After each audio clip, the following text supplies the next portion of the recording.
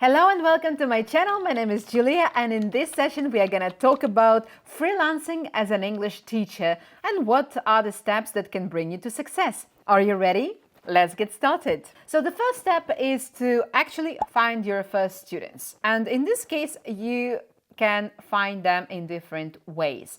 The first way would be to register on different platforms such as Preply, iTalki, and it also can be SuperProf. You can find your first students there and manage your time in the way you want. The next suggestion from my side would be to use LinkedIn and Facebook. Using LinkedIn can enable you to knock the doors of different communities where you can find a good job. LinkedIn is definitely a place to be, because if you want to become a freelancer, you can mention your core skills and you can demonstrate what you can do, and in this case LinkedIn users can see you, notice you, and they can approach you if what you offer meets their needs. Another piece of advice would be to build a strong online presence.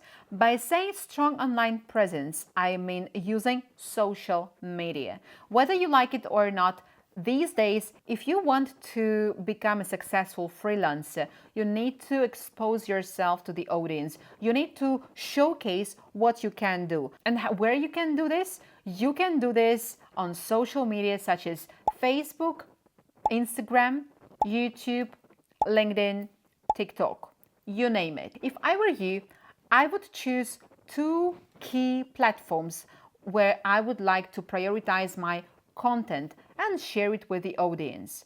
These days, audience trusts those who go live.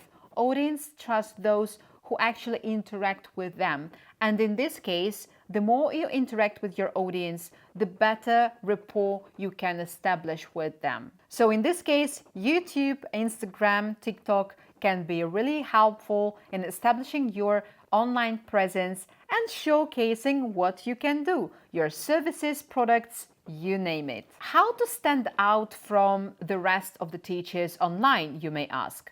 It's simple. Freelancers with specialized qualifications such as CELTA, TESOL, Delta can get more chances to get more clients, because these qualifications are in high demand, and if your potential clients can see that you have CELTA, and maybe if you want to become a teacher trainer, a freelance teacher trainer, then you need to have Delta. In this case, if you have Delta, other teachers will trust you more than if you don't have Delta. In this case, you need to consider and choose the most appropriate qualification that will better cater for your needs and your particular context. My next piece of advice will be about scaling up your business. Yes, as a freelancer, you need to have different services and products. By products, we mean some workbooks, books, and something what you can exchange into some remuneration. But in case you want to scale up, you need to reconsider the approaches and services you provide. Think about creating downloadable lesson plans. By developing one product, you can help many teachers at the same time.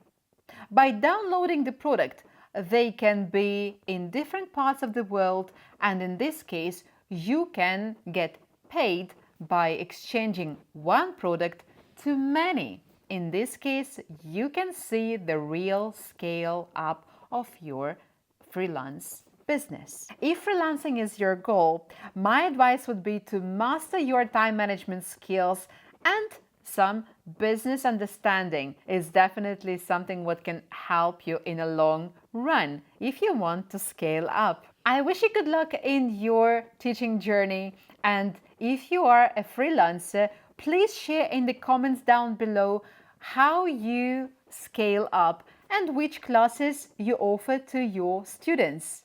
Thank you, and see you in my upcoming video. Bye!